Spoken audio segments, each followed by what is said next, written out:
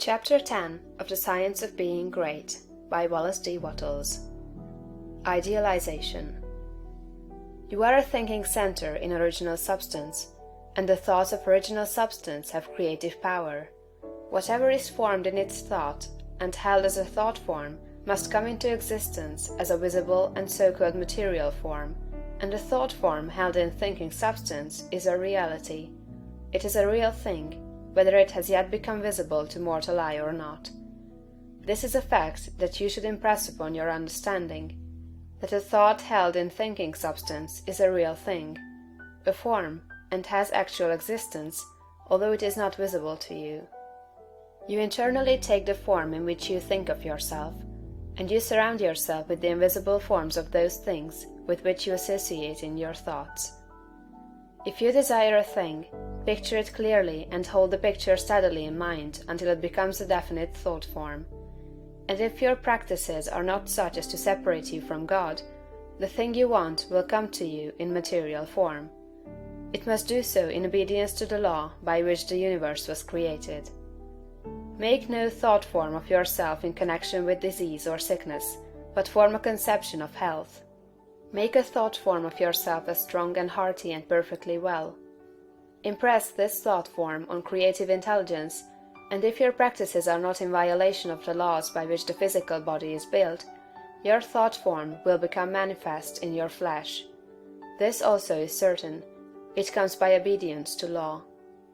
Make a thought form of yourself as you desire to be, and set your ideal as near to perfection as your imagination is capable of forming the conception. Let me illustrate. If a young law student wishes to become great, let him picture himself, while attending to the viewpoint, consecration, and identification as previously directed, as a great lawyer, pleading his case with matchless eloquence and power before the judge and jury, as having an unlimited command of truth, of knowledge, and of wisdom. Let him picture himself as the great lawyer in every possible situation and contingency.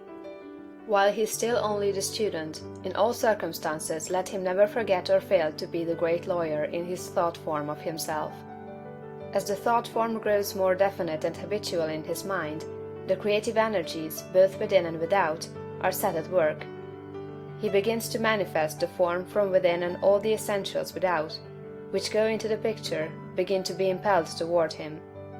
He makes himself into the image, and God works with him. Nothing can prevent him from becoming what he wishes to be. In the same general way, the musical student pictures himself as performing perfect harmonies, and as delighting vast audiences. The actor forms the highest conception he is capable of in regard to his art, and applies this conception to himself. The farmer and the mechanic do exactly the same thing. Fix upon your ideal of what you wish to make of yourself. Consider well, and be sure that you make the right choice. That is, the one that will be the most satisfactory to you in a general way. Do not pay too much attention to the advice and suggestions of those around you. Do not believe that anyone can know, better than yourself, what is right for you. Listen to what others have to say, but always form your own conclusions. Do not let other people decide what you are to be. Be what you feel that you want to be. Do not be misled by a false notion of obligation or duty.